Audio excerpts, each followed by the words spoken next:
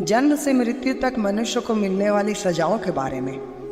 हमारी संस्कृति और धर्म में यह माना जाता है कि हमारे कर्मों का फल हमें इसी जीवन में ही नहीं, मृत्यु के बाद भी मिलता है। मनुष्य का जन्म ही अपने आप में एक बड़ा कष्ट होता है।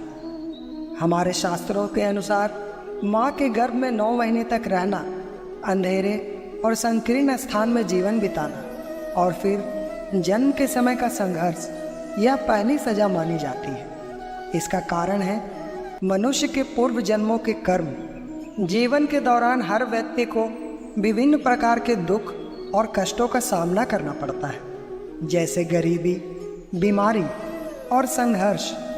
हिंदू धर्म में कहा गया है कि यह कष्ट हमारे बुरे कर्मों का परिणाम होते हैं। अगर हमने अपने पिछले जन्मों में या इस जन्म में गलती की है तो उसका असर हमारे जीवन पर पड़ता है। मृत्यु के बाद मनुष्य को यमलोक ले जाया जाता है। यमराज, जिन्हें मृत्यु का देवता कहा जाता है, हमारे कर्मों का हिसाब रखते हैं। यदि हमारे कर्म बुरे हैं तो हमें नरक में ले जाया जाता है, जहां हमारे कर्मों के अनुसार हमें कष्ट भोगने पड़ते हैं।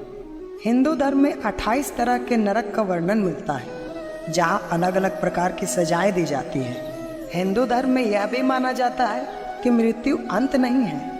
मनुष्य के कर्मों के आधार पर उसे पुनर्जन्म मिलता है। यदि हमारे कर्म अच्छे होते हैं तो हमें बेहतर जीवन मिलता है, और यदि बुरे कर्म होते हैं तो कठिनाइयों से भरा जीवन। कर्म चक्र का ये सिद्धांत हमें प्रेरित करता है कि हम अपने जीवन को सुधारें और अच्छे कर्म करें।